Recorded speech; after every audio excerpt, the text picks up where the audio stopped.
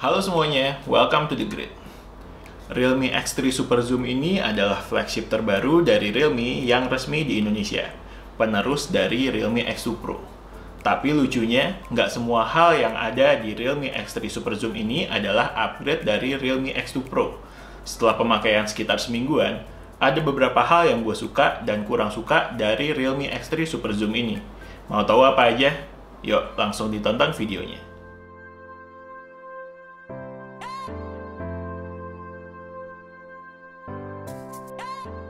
Yang pertama, desain dan build quality-nya.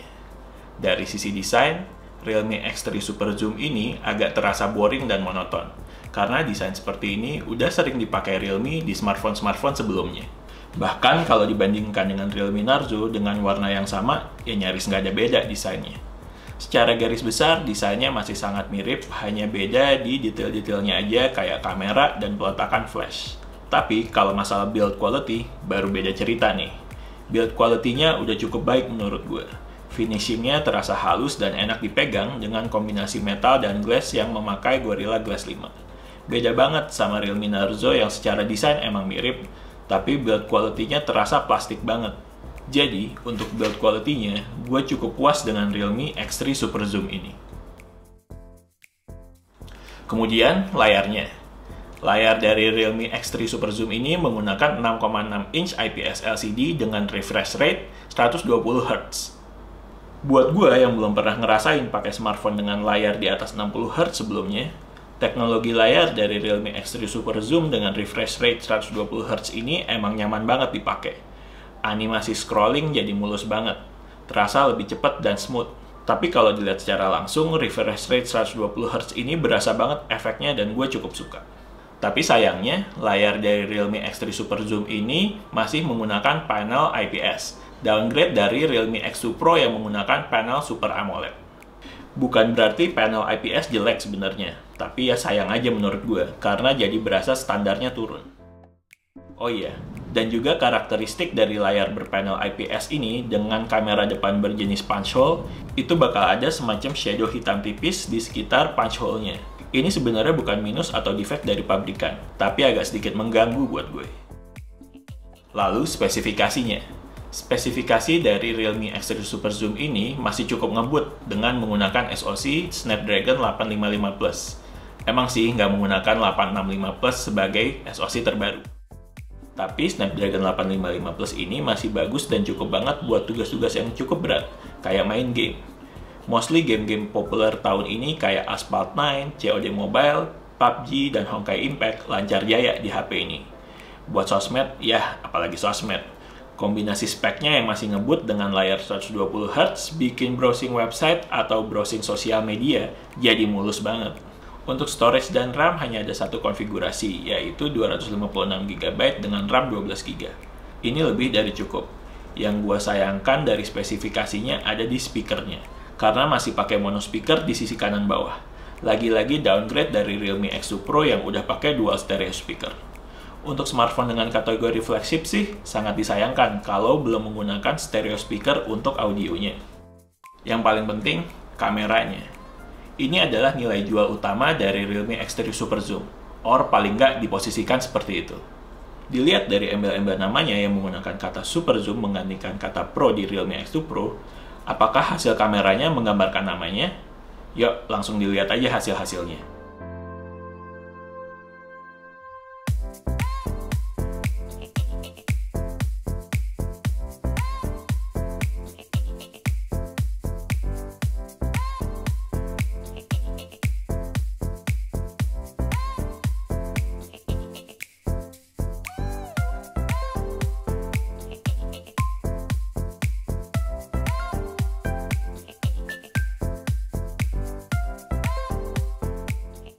Buat gue, kayaknya term Super Zoom ini masih sekedar gimmick.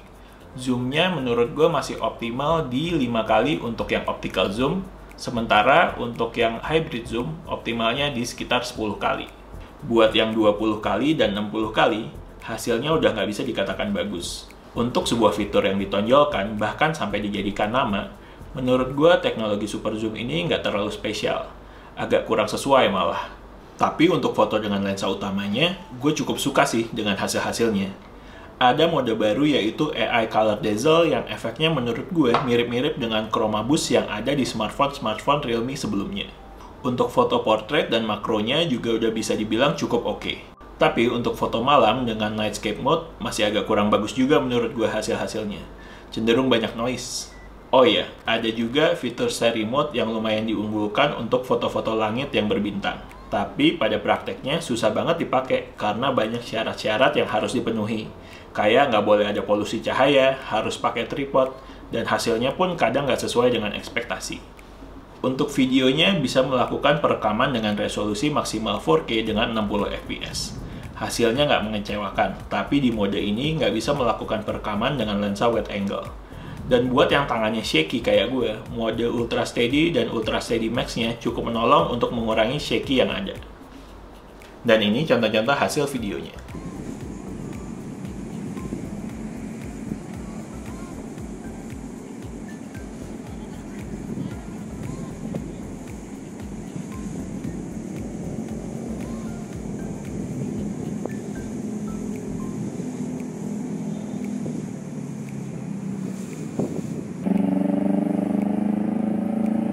Tes kamera Realme X3 Super Zoom pakai resolusi 4K 60 fps.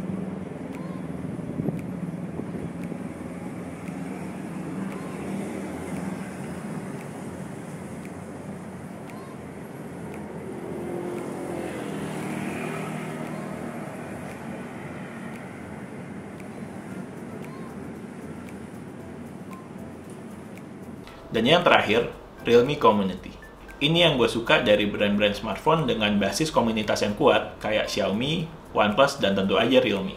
Ada apps Realme Community yang buat gue sih oke banget buat nyari-nyari info tambahan seputaran smartphone Realme yang baru gue beli.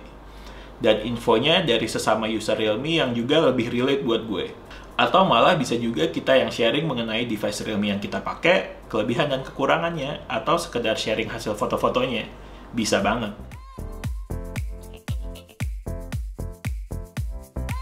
Kira-kira itu dia hal-hal yang gue suka dan kurang suka dari Realme X3 Super Zoom ini.